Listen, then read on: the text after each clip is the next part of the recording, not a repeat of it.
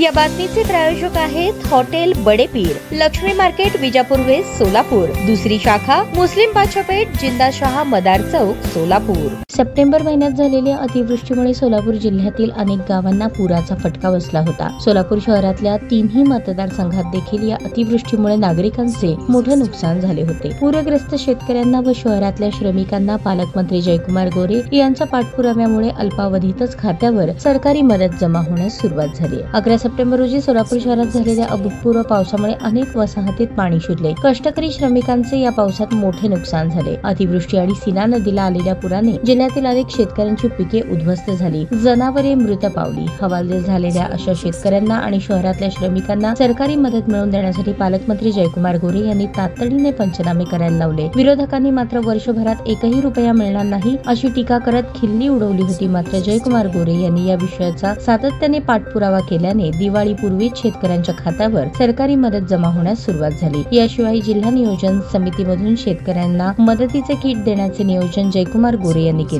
जीवनावश्यक वस्तू, धान्य आणि कपडे आदींचा समावेश असलेले हे किट दिवाळीपूर्वीच पूरग्रस्तांपर्यंत पोहोचवण्यात आले। ताज्या बातम्या पाहण्यासाठी प्राईम महाराष्ट्र न्यूज चॅनलला सबस्क्राईब करा।